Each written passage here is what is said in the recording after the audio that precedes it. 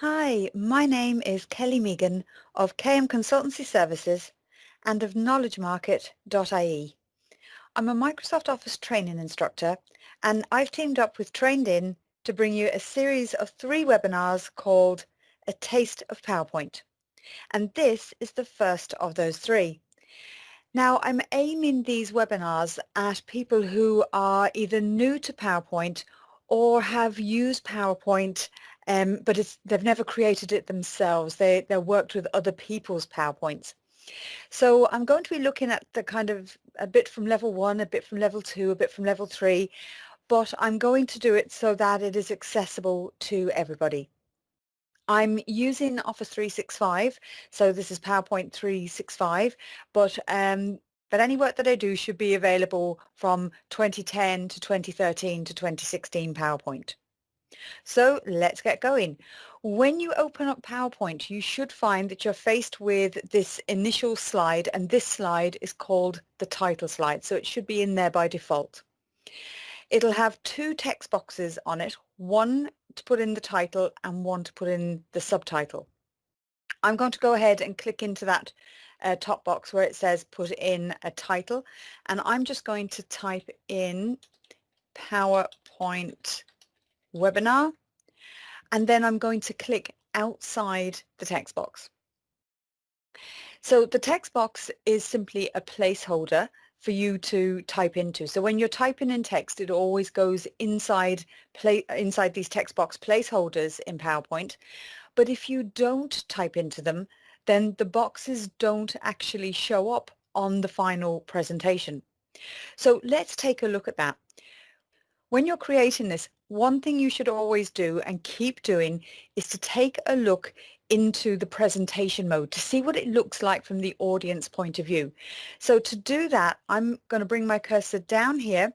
There's a set of buttons down beside the zoom slider. Now for me, I've got 4 of these buttons, but it's always going to be the rightmost button. It's the button called slideshow. So if you rest your cursor on it, you'll get a little tooltip that says slideshow.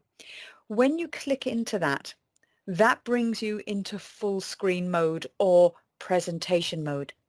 So in this view, you can see that I've got the text on the screen that I wrote, but the subtitle box you can see is not visible in here. So it's not a case that you have to fill in these text boxes. That is completely up to you, but they do not show in the final presentation. Now, to get out of this view, I'm going to press the Escape key in the top left-hand corner of my keyboard. And that just brings me straight back out to this view, which is called normal view, and that's this view here. And again, if you rest your cursor on that button, you'll see that it's called normal view. Now, by the way, for people in slightly older versions, you're going to have an extra area open down here at the bottom of the screen, and it's called the notes area. Don't worry about that for now. I'm not using it just yet, but it's just an area that I have access to. And we have access to in every version, but it's just not open by default in this particular version. Okay, I'm going to click into the second box and I'm going to put in a subtitle, and I'm just going to put in by Kelly Megan. And again, I'm going to click outside. Okay, so the template that is being used for the presentation by default is the Office template. If I click back onto this text so that it brings up the text box surrounding it, you'll see up here in the font group that the Microsoft template uses the Calibri font, and it does that across all of the Microsoft products, so Word and Excel, etc. So in this case, it's going to be Calibri Light Heading.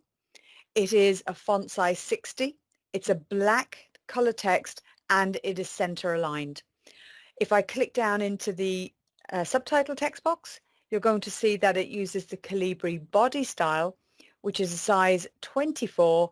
Again, it's center aligned and it's black text.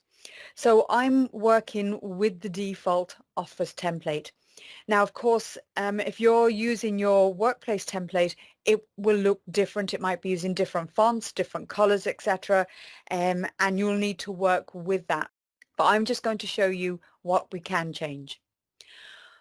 Okay, I'm going to click outside that.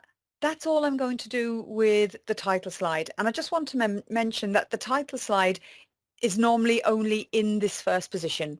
That's why it's there by default. We use it in this position and we don't use it again. So I'm going to add in a new slide. And to do that, I'm going up to the slides area here, the slides group, and you'll see the new slides button here. Now there's a top half to the button and there's a bottom half. If I go straight up to the top half and click onto that, it's automatically going to put in a title and content slide. Now just to show you what that is, I'll click on the bottom half. This is the title slide, so that's the first slide that's there. And then after that comes the title and content. So every time you click on the top half of this button, it automatically puts in this slide unless you come into this lower half and then physically change to something else. And then clicking on the top half will put in whatever it was you last changed to. So this is the default slide that goes in. Now I'm just going to click on that and close it back up. Now this slide is probably the most commonly used of all the slides anyway. It is the largest area to work with the greatest amount of choices. So you can see you have a text box at the top for the title, and then this box here can be one of 9 things in this version. In older versions, it would be one of 7.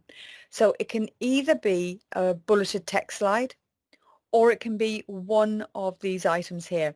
Now, these last 2 items would be new to 365, so it's the other items that would be familiar to people on older versions.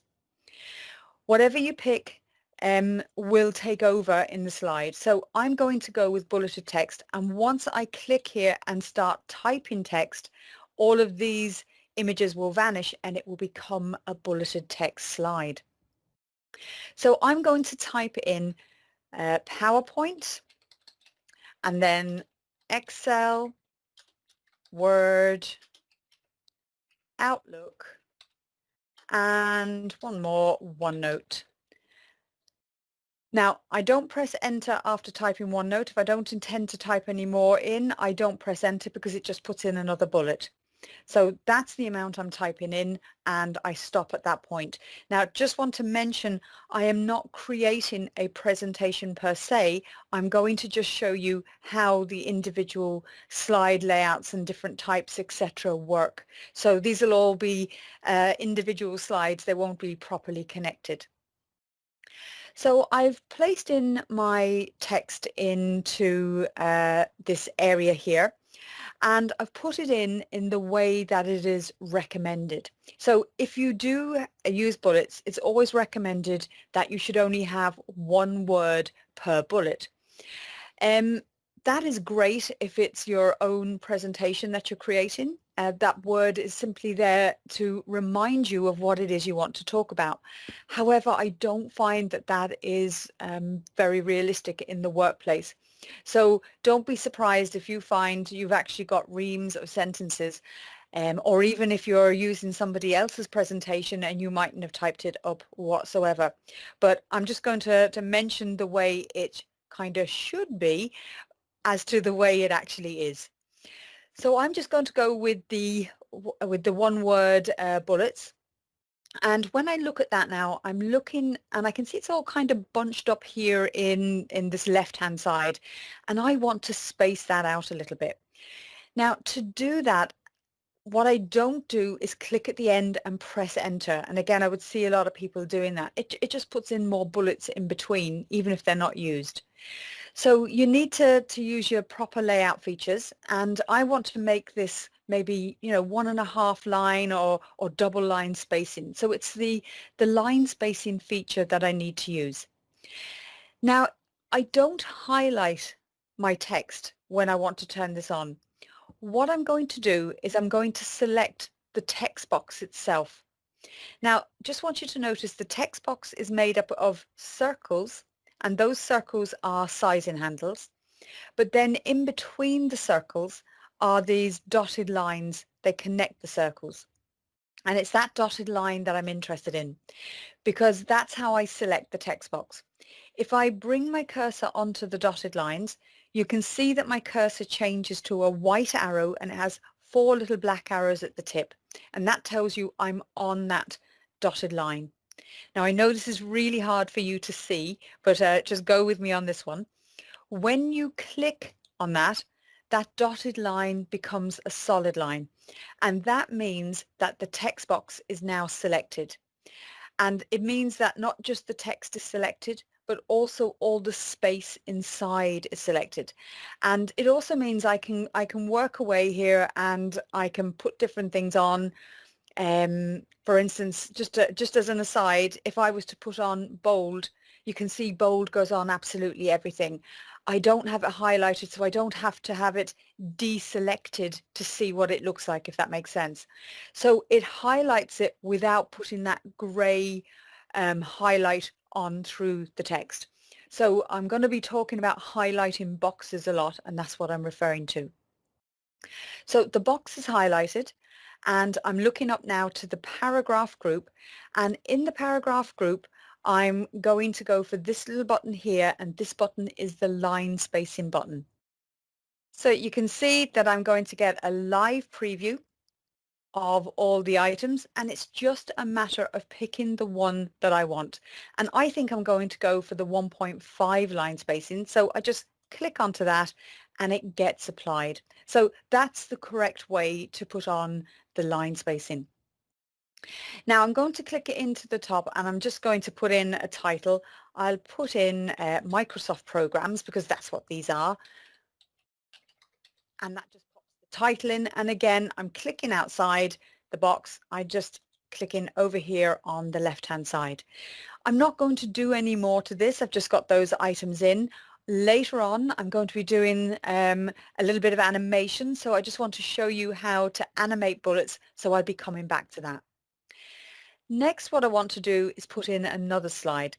So this time I'm going to change the slide, so when I come up to the new slide button, I'm going to the lower half and I'm going to pick the to content slide type. I click onto that, and you can see it's similar to the last slide, but it's broken into 2 sections. So I get a choice of 9 items for either side. Now for this one, again, I'm just going to stick with the bullets, because what I want to look at next is I want to look at indented bullets, so that you can see how you can put indented bullets on. And I'm going to do this twice. I'm going to show you how to do the indenting through the ribbon, and I'm going to show you how to do your indenting on the keyboard. So I'm going to click here on the left hand side, and I'm going to type in project 1. Now I'm going to be showing you how to indent this through the ribbon. So when you do that, get everything typed in first. So I'm going to put in project 1, and then I'll say item A, item B, and then I'm going to press enter again, and it's going to be project 2, and I'll say item A, item B. So I've got my items in. A number of bullets, by the way, I've got 6 bullets used there. That is the recommended max amount of bullets with a single word or very little text beside them. So I'm keeping within the realm of what is meant to be acceptable. Now to indent, I want to indent the item A and item B.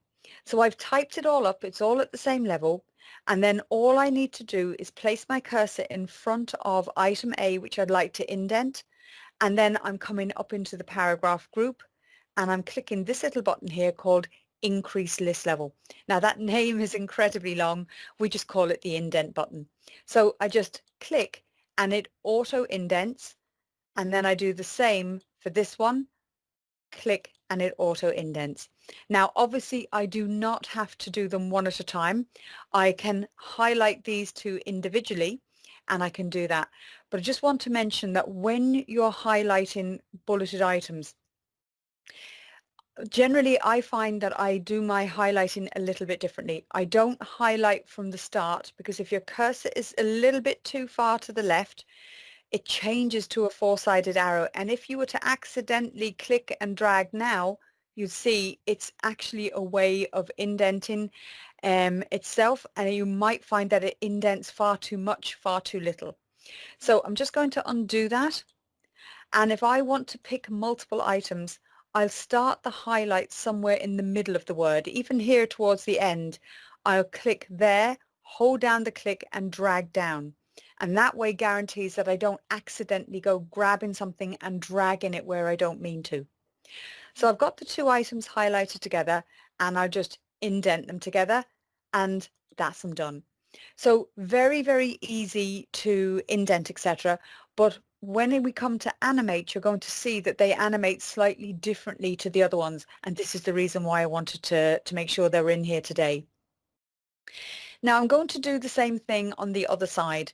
I'm going to put in the same thing, but I'm going to use the keyboard for my indenting. So I tend to do this as I'm typing rather than using the buttons up on the ribbon. So I would type project 1, then I would press enter, and then I would press the tab key to indent. I'll type in item A, enter. It'll automatically stay on the same level of indent as the previous one. I'll type in item B, enter, and I now need to get back out. So it's shift and tab. So shift and tab tabs in the opposite direction. It goes to the left, whereas the tab key on its own goes to the right. So it's project 2, enter, tab. Then again, it's item A and item B. And that means I have my indent on as I am typing. I'm going to bring my cursor up, select the box, go up to the line spacing button, and again I'm going to choose 1.5, and that fits beautifully. So I'm going to click over to here, I'm going to select the box, same thing, line spacing 1.5, and I'm done.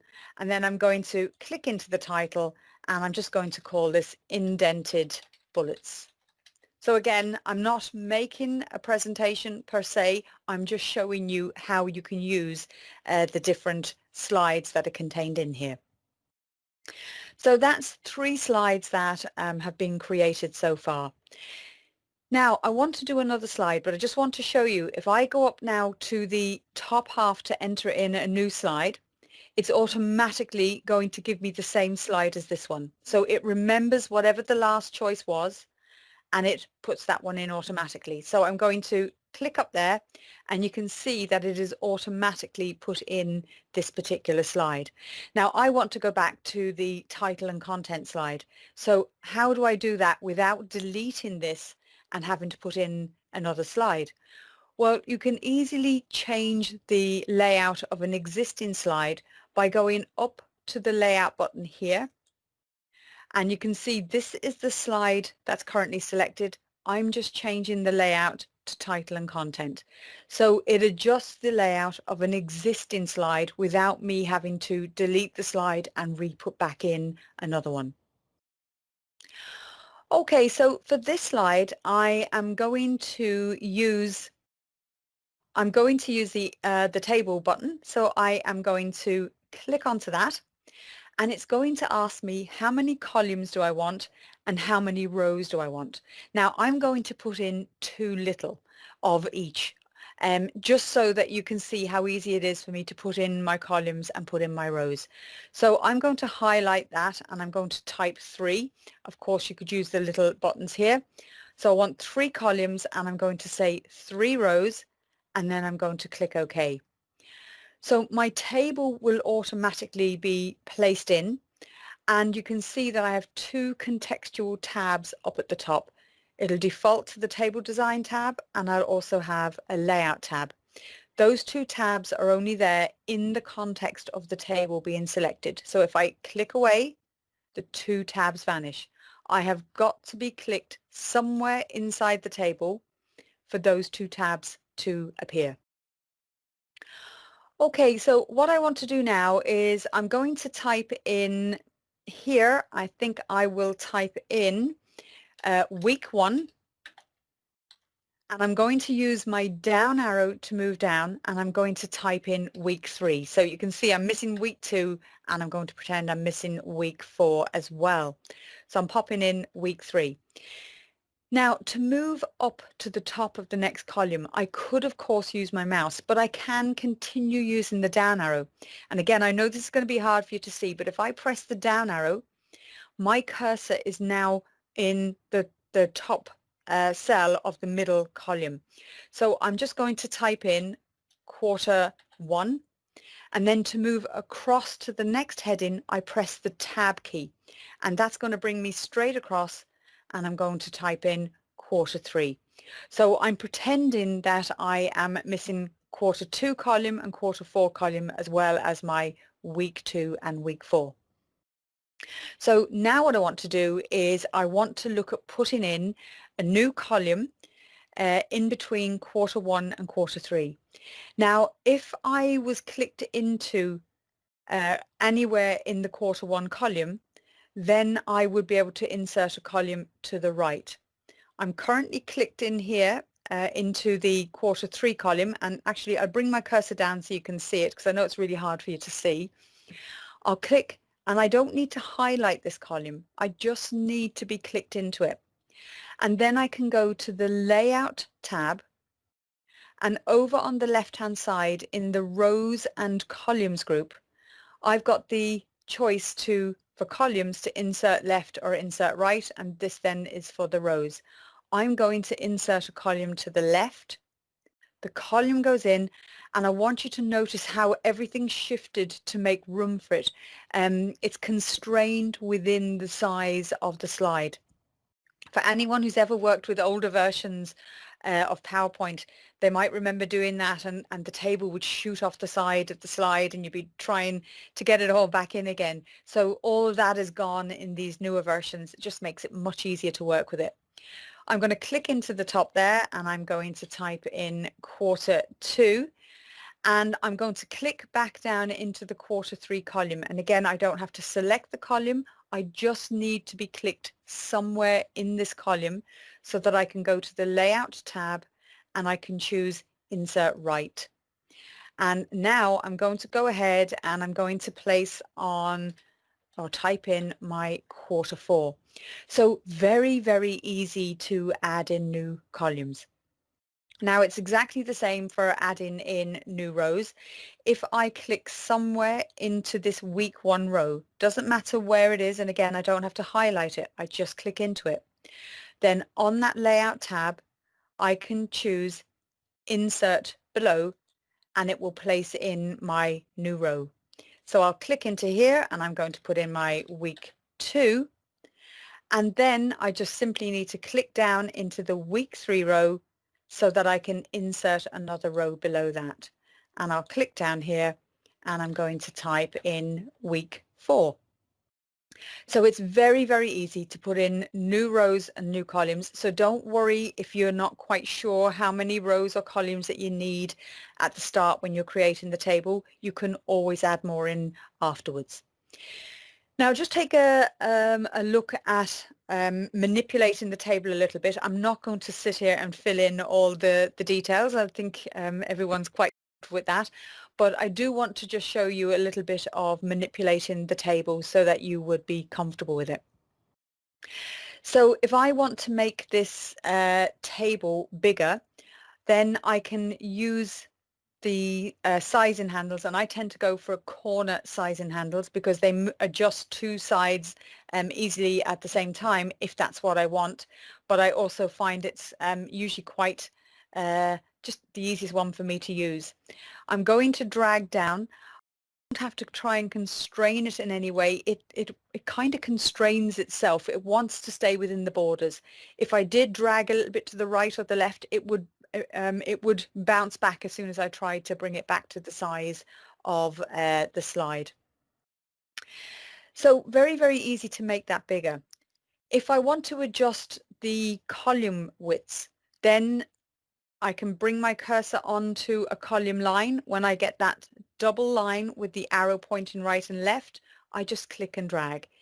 Notice as I'm doing this, it doesn't affect the overall size of the table.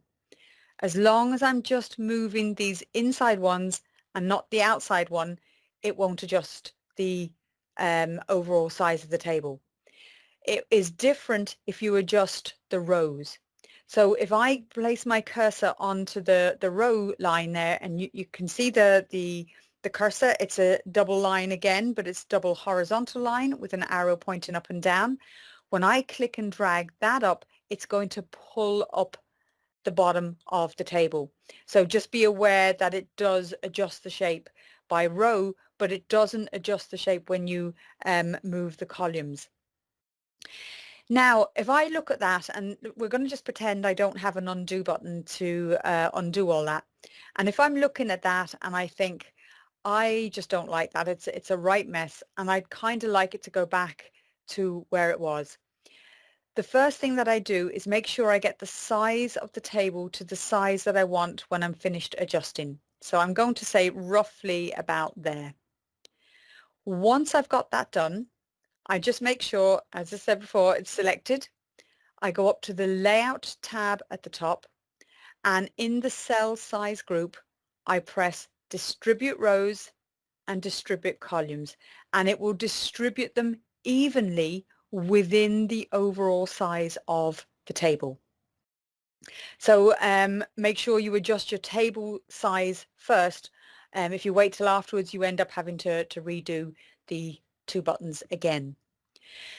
Now, another thing that I quite like to change on tables, so I'll just mention it now, is the alignment of the text. And I'll do that showing you just these headings. I won't do it with the side headings, just the top headings.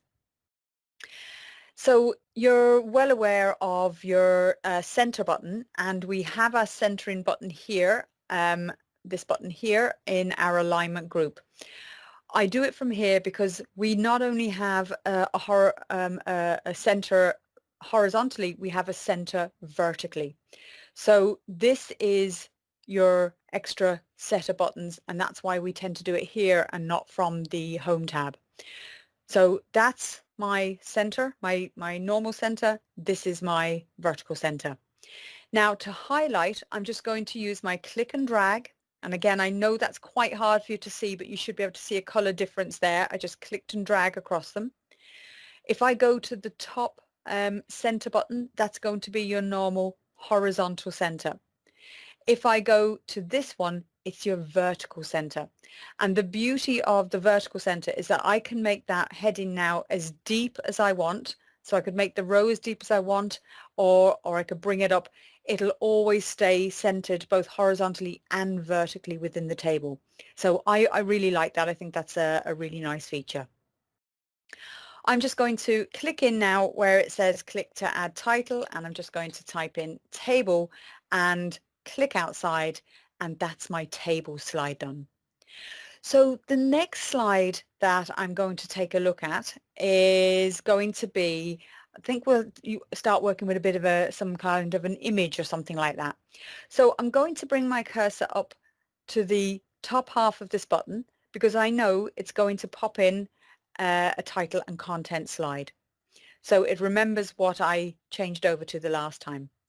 So this time I'm going to move over to this button here, and this allows me to insert a smart art graphic. Now I have a lot of problems saying that word, so if I inadvertently say anything wrong, I'm apologizing in advance. So this time I'm going to put in a smart art. So I'm going to click onto that button, and it's going to open up the choose a smart art graphic area. When it opens up onto a category called all. And in here, you get to see every single one of them, and there's a lot of them in there. But of course, if you know what type of one that you want, you can simply go straight to that category and you can pick that up. I'm going to go for a process one. And I think I will take a look at this one. And you can see when I rest my cursor on it, it tells me it's a continuous block process. When I read it over here, it just says you can use this to show a progression or sequential step in a task, process, or workflow. And it also just tries to give you a little bit of advice by saying it works best with minimal level 1 and level 2 text. And I'll explain that when I get in just a moment. So I'm going to click OK, and the smart art is going to appear. It'll be automatically selected, and then up at the top you will see two contextual tabs. So we have a Smart Art Design tab and a Format tab, and of course if I deselect, both of them will vanish. So I have to have this selected for those two tabs to be there. So I have to be in the context of the Smart Art. Now, for those of you who are on older versions, you'll find that there's an extra area that opens out onto the left-hand side. That area is from this little tab here. So in my version, it doesn't open automatically, but in older versions, it's always opening automatically. It can be closed or opened at will. So in the older versions, you'll automatically be selected in here. You can see that these three boxes are represented by bullets. If I click into here and I type, I'm just going to type in beginning, and you can see it automatically fills in the text box. Now to move down to the next one, you do not press enter, because remember, if you press enter, that puts in another bullet, which in this instance means putting in another text box because it's happening within here. Now that's great if that's what you want, but that's definitely not what I want. So I'm going to backspace that back. You either click beside the next bullet or you use your down arrow to get to the next bullet if you're working within this area. I'm going to type in middle, and of course I do not have to use this area at all. It doesn't matter whether it's open or whether it's closed. If I want to go over into the text box and work directly in there, I can do so as well. So I've typed in my text. I'm just going to close that over, and that's what I want to have on my smart art. Now, just to mention a few things, up on the design tab, if I want to change that, I can go to the more button here of the layout. So if I decide, do you know what, maybe that's not what I want, I can have a look, and I've got a lovely live preview, and I've got different styles that I can pick from. So I think I'll change to that one just to show you that I can. It's very, very easy to change back at any time. I can also change the colors. Now, unfortunately, this drops down right on top of the smart art, so it's hard to see it. But I'm going to go ahead and pick this one. It's from the colorful range, and I know that that just changes the buttons to be different colors, so I'm going to go with that one. And here on the right, you then have your smart art styles. If I click onto that, I've all different types of styles that I can use. Some are lovely, some not so, but I'm going to go for, let's have a look. I go for a 3D one. I quite like the polished one. It's very, very subtle, but there's a very slight border, almost like a bevel around it. And with the light on the buttons, I find it just lifts it very, very slightly off the slide rather than being a very, very flat graphic. Now at any stage you can of course reset that, and the reset will take off the style and the color. It's this that you use to change it to a different one. But if you're not happy with it, it's very easy to change. I'm going to click into the title, and I'm going to type in Smart Art Graphic, and hopefully that's the last time that I have to say that today. Great. So what I'm going to take a look at next, because I can see my time is running down, is I want to take a quick look at some basic animation, and I'm particularly interested in animation for our bullets. When we're animating our bullets, so I've gone to slide 2 where all the bullets are on the same level. I'm going to click in, and I'm going to select the text box. I'm going to move up to the Animations tab heading, and my favorite animation for bullets is the fly-in animation. When I choose that, I'm going to get a very quick preview on the screen, and what I am interested in is the numbering. Each of these needs to be numbered individually, 1 to 5, if they're going to come in as individuals. In other words, when I'm in presentation mode, I want to be able to just press the button when I feel like it, and then they come in. That's great. However, I'm not too happy with the animation coming from the bottom. So now that I've chosen that, I'm going to move over to the right and I'm going to pick Effect Options. And I think I will bring those in from the right. And again, I get a quick preview of what that's going to look like.